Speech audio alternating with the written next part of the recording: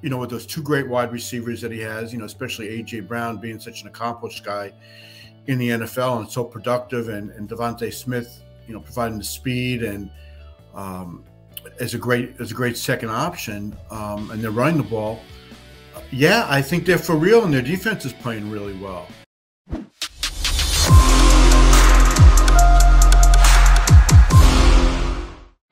With John McMullen, I'm Jody McDonald. You got your Mac Birds 365 guys. We have an esteemed guest joining us. One of the best football writers I've had the pleasure to read over the last 40 years, which means I'm old and he's old. But he's also very good at what he does. NFL author Gary Myers joins us here on Birds 365. Mr. Myers, I haven't talked to you since the season started. How's your football year going? Pretty good. Good morning, Jody and John. Boy, it's a good game Sunday night. Finally, we got one we can all really look forward to. Yeah, well, there's been some, here in Philadelphia, obviously, people are very excited, Gary, as the only unbeaten team left. What do you think? We'll start there. What do you think of the Eagles? Do you think they're for real? The NFC certainly looks less obtrusive than the AFC side. Green Bay seems to have taken a step back. Tampa Bay seems to have taken a step back. The Rams certainly have. That's been a big surprise to me. Is this team a legitimate contender? Well, I can say that at the beginning of the season, if you asked me to pick the last team standing as an undefeated team, I would not have picked the Eagles. Fair. So they are a surprise to me, and mainly because I have to admit I did not believe in Jalen Hurts going into the season. Obviously, all the intangibles that you'd ever want in a quarterback, plus he's, can really run the ball. I just didn't think he can throw it well enough to lead a really productive offense. But, with those two great wide receivers that he has, especially A.J. Brown being such an accomplished guy in the NFL and so productive, and Devonta Smith, providing the speed and as a great second option, and they're running the ball. Yeah, I think they're for real, and their defense is playing really well. Who would have thought? I mean, we've made fun of the NFC East now for years. Yeah, they just have not been a really competitive division. But after 5 weeks, they have more victories than any other division in the NFL. And Cowboys have won 4 in a row with a backup quarterback. The Giants are a huge surprise, just beating Green Bay in London. And obviously the Eagles at 5-0 are, right at the top of everybody's power rankings right now after the first month plus of the season. So I'm beginning to believe in them. 17-game season, it's a long way to go. We've seen teams off to slow starts, really turn it on, and teams off to 5-0 starts fade. So I'll reserve judgment on putting them in the Super Bowl quite yet. But, certainly people in Philadelphia could not have expected a better beginning to the season. That's very fair. There is only one undefeated team, but there are 2 undefeated quarterbacks, and they're playing off against each other on Sunday night. Cooper Rush is 4-0. Now, I've watched enough of the Cowboys games or watch film thereafter. Cooper Rush isn't wowing me, but he plays smart. A phrase I know Gary Myers has used and John McMullen used and Jody McDonald used, a game manager. That's what he is, and he's real good at it. He's 4-0. If Dak Prescott is medically cleared, he's their quarterback, right? They're not sticking with the 4-0 undefeated Cooper Rush. Are the Cowboys this week, Gary? No. If Dak Prescott is healthy, I mean, he's a $40 million quarterback. You're not putting him on the bench to keep a guy who you've cut. I forgot how many times they've cut Cooper Rush over the years. Yeah. He actually was in Giants camp. I think it might have been last year. I lose track a couple of weeks. Yeah. And he didn't make the team even with Jason Garrett here. So, I mean, he's played better than anybody could have anticipated. But when Dak is healthy, and the way Rush has played has given the Cowboys the flexibility to wait until Prescott is 100%. But when Dak has reached that point, I know I heard some things that Jerry Jones said on the radio on Tuesday, when Dak can spin it. He kept using the expression when he can spin it. We used to say, when he throws it okay without any pain. Now he's got to be able to spin it, Yeah. When he's reached that point where the coaches are satisfied that he's throwing the ball well, he'll be starting. And that very well could be Sunday. I don't think they're going to, tip their hand to the Eagles any earlier than they have to. There'll be a little gamesmanship involved, I would imagine, that McCarthy's going to say during the week. Mike McCarthy will say during the week, well, we got to see him practice a few more times. And I think it'll become evident to the people watching practice in Dallas if they let the writers, watch any more than the warm-up period, based on who's taking the first team snaps, who will be starting on Sunday night. At this point, with all the positive reports coming out about Prescott's recovery from the thumb surgery, try saying that a bunch of times, that I think he'll start on Sunday night.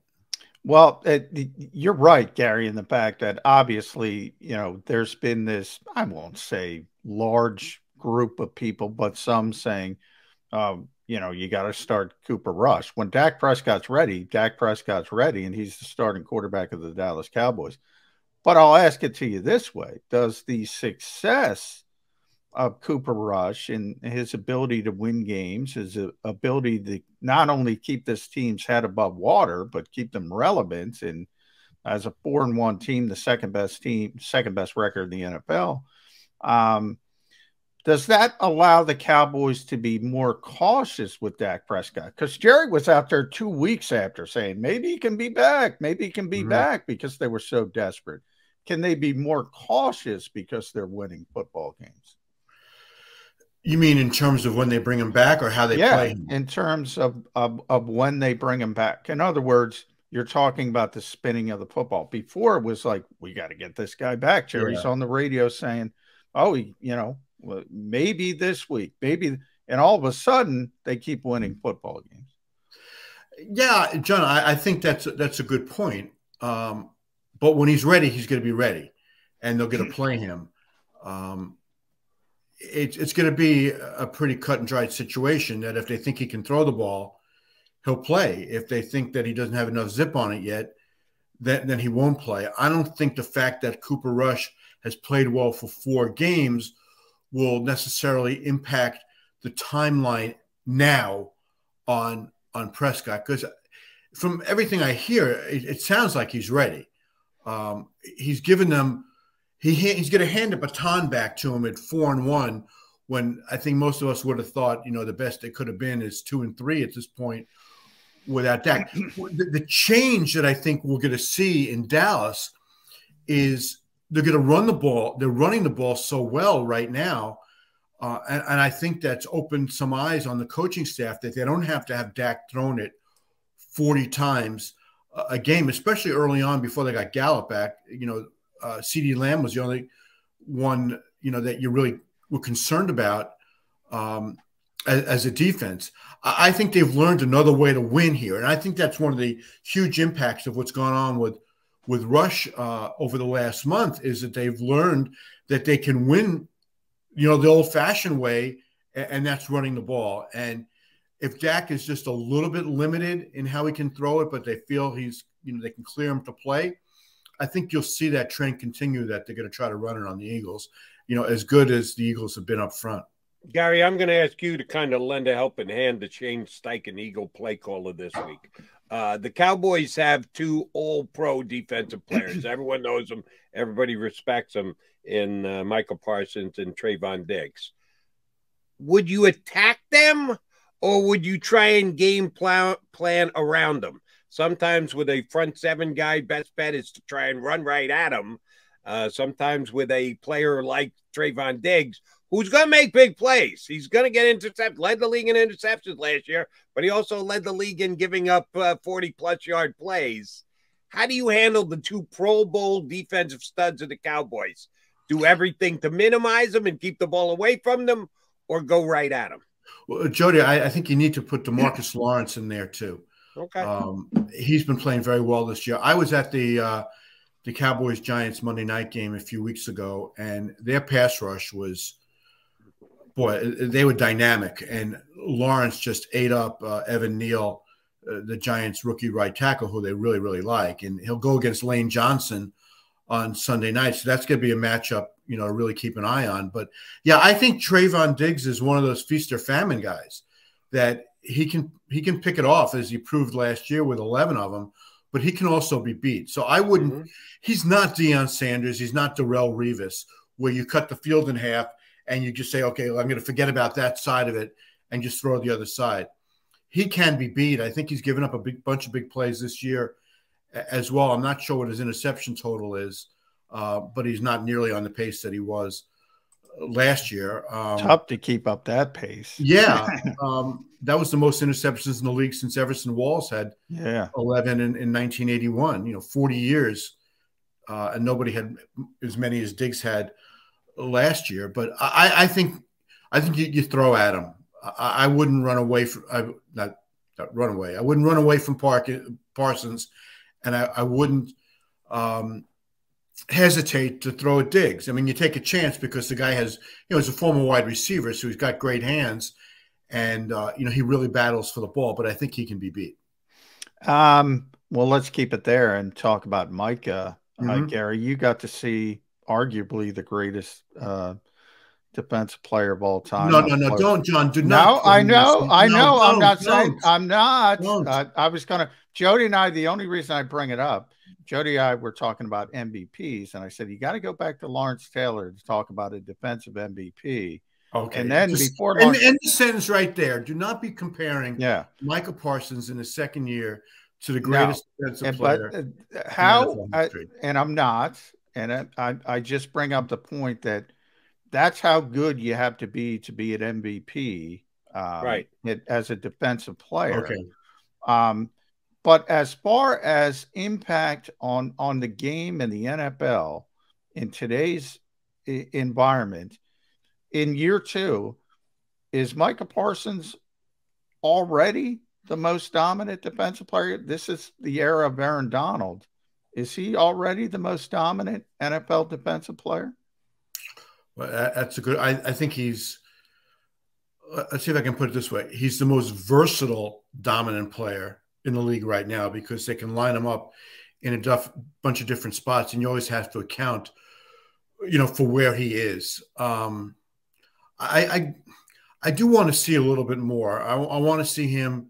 I want to see him Sunday night in a really big game where the Cowboys need him to dominate, and see how he does against a really good offensive line, against a team that's going to scheme against him, and see what he can produce. But he's obviously been incredibly impressive, and so many teams are going to regret passing on him, including 2 teams in the division. I mean, the Eagles traded with the Cowboys to get ahead of the Giants to take Devonta Smith, to get that wide receiver. And then the Giants traded down out of the next spot when they could have taken Micah Parsons. And that trade's, just been a disaster for the Giants just in terms of, they took Kadarius Toney with the trade down. Now they got Kayvon Thibodeau with the Bears pick. Oh, it was Neal. It was one of the 2 that they, Giants. So, they recouped a little bit in this draft, but I think anybody, if you redraft, the Eagles take Parsons or the Giants take Parsons rather than what they did.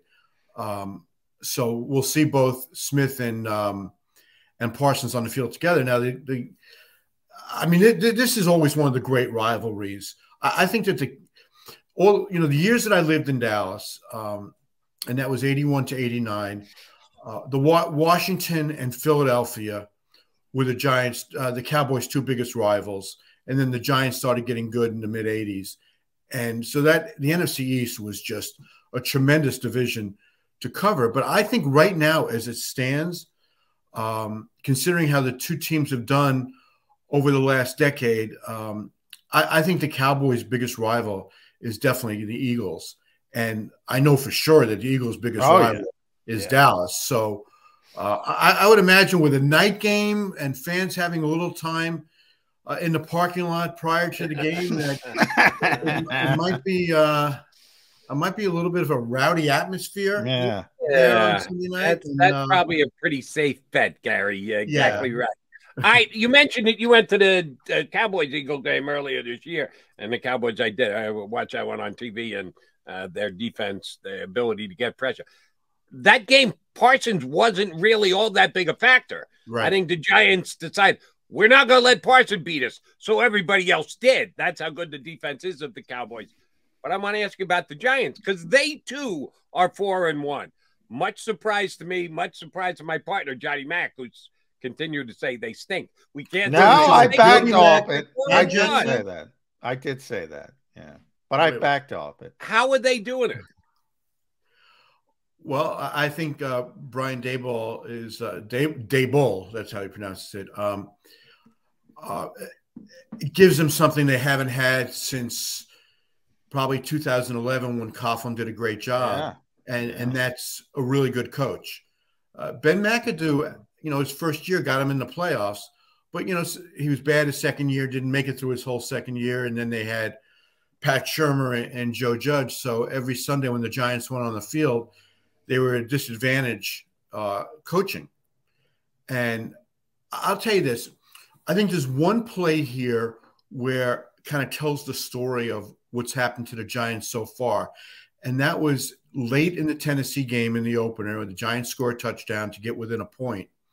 And I can't remember how much time was left, but it was less than a minute. And maybe even way less than 30 seconds, something like that. And Daboll goes for 2. Instead of kicking the extra point and taking the game into overtime. And I think he won. He was very popular up to that point. The players really like him.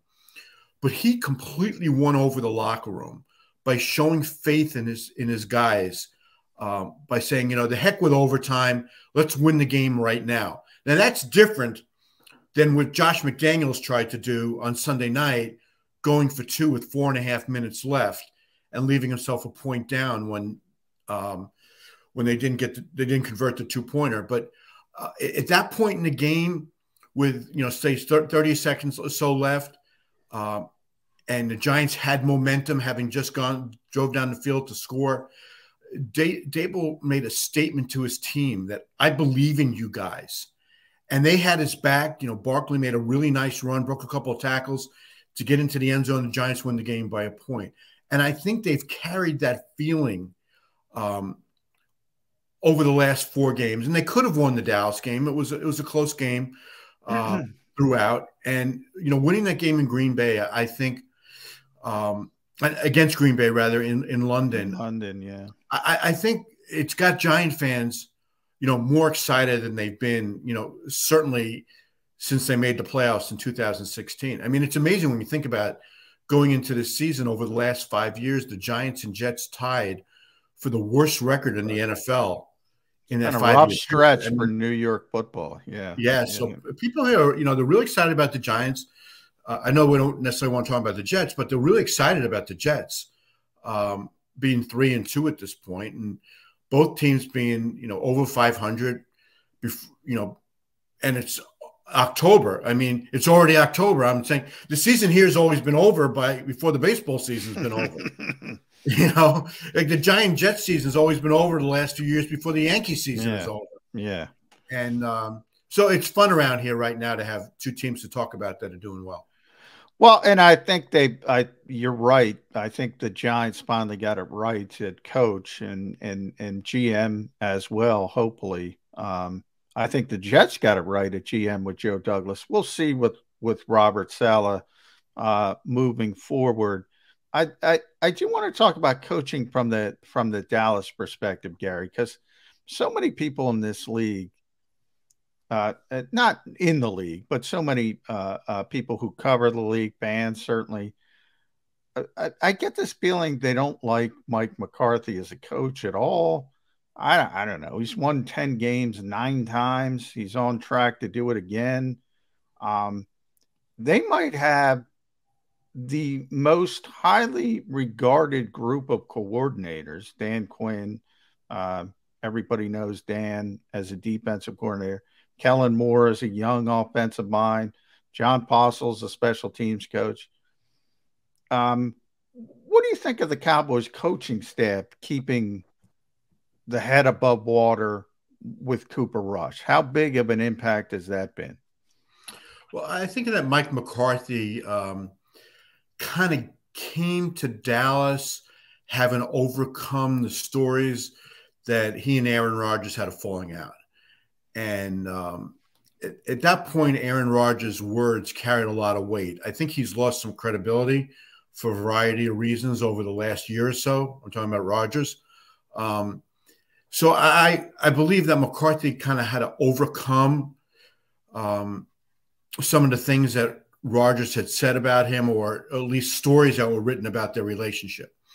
And then he hasn't necessarily been the best game manager, or at least he hadn't been in his first year. He made some really curious decisions. You know, after taking time off, after he got fired by Green Bay, apparently he accumulated this think tank of former coaches, and they got together, studied analytics, and then he started making some really bizarre game management decisions, and people got down on him in Dallas. And then they lose the playoff game at home last year to San Francisco when they really were the better team through the regular season. And so, and I think you combine that, John, with Sean Payton sitting there, warming up in the bullpen, and people looking for McCarthy to slip up so you can get the Payton narrative, really at full speed. But you're right. He has excellent coordinators. I think that, Dan Quinn will have another opportunity to be a head coach in this league for sure. And he did some interviews last year. I'm not sure if Jerry talked him out of taking any of these jobs. Jerry can be very persuasive with his checkbook. And Dan might have looked at it like he was the coach in waiting if something happened to McCarthy. So he stayed. And I can tell you this, that being a defensive coordinator in Dallas when the team is doing well and getting paid top dollar by Jerry can be a lot more fun than being a head coach of a bad team. Good point. Yeah. And so he's probably looking for the right spot. Kellen Moore is one of these young – I'm not sold on him necessarily as being a head coach right now, and I know he's had some interviews as well. John Fossil I've known for a long time, through his dad, Jim, who unfortunately passed away within the last couple of years. But he's a really creative special teams coach. Sometimes takes too many chances, but a lot of times, his risks do have a high reward. So McCarthy has surrounded himself with a really good group of coordinators, which means McCarthy himself is just left to be like the CEO of the Cowboys and run game day. And he does appear to me, now I don't get to see every Cowboy game, but it appears to me he's gotten better with that and is not one of these coaches like Brandon Staley with the Chargers who's looking to reinvent the game on a weekly basis with some really strange decisions. Gary, unfortunately, we've reached the juncture of the season that always annoys me because I do a national show on Sundays, and the more to talk about, the better. The bye weeks kick in this week, and one of the teams that is the Raiders. By the time the Raiders return the week after, will Devonta Adams have been suspended for what he did to the cameraman the other night, walking off the field after the Raiders lost to the Chiefs? Boy, that's a really good question, Jody. I'm not sure. I think the league will certainly investigate whether – I mean, I saw the tape of it, and it just looks like the cameraman was in his way, that he didn't do anything he didn't say anything to Adams. It didn't appear that way, to instigate a situation. You have a player running off the field who is upset. He had a play nullified that looked like a good catch initially. Then he and Hunter Renfrow run into each other on the last offensive play of the game. So, the emotions are running high. I think he's apologized. There's no excuse for what he did. I don't know if he – I honestly don't know the answer to that question. Okay. How the league is going to look at that. If he's going to get anything more than get fined by the league. Whether they're going to take him off the field for that, I don't know. I can't remember a situation like that where a player basically stiff-armed a cameraman or a member of the media and looking for a precedent on how the league handled that. Yeah, what do you guys think? You think he's going to be suspended?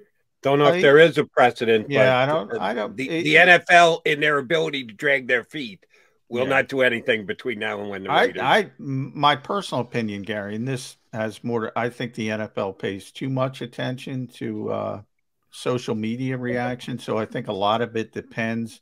They kind of put their finger in the air and see which way are we going on Twitter and social media and people like that. I think he's going to get suspended for a game, but that's just what's interesting, guys, is that there seemed to be more concern and more pushback on social media about what Chris Collinsworth said about take the dresses off after that horrendous roughing the passer call. There's more pushback. It wasn't that Troy. I think that was Troy. I think that wasn't it Troy. I'm sorry. Yeah. I just didn't want to. Yep. Yeah. It was Troy, not Chris. Of course, it was Monday night. I'm sorry. More talk. No, I agree. Yeah, Troy got a lot about Devonta Adams.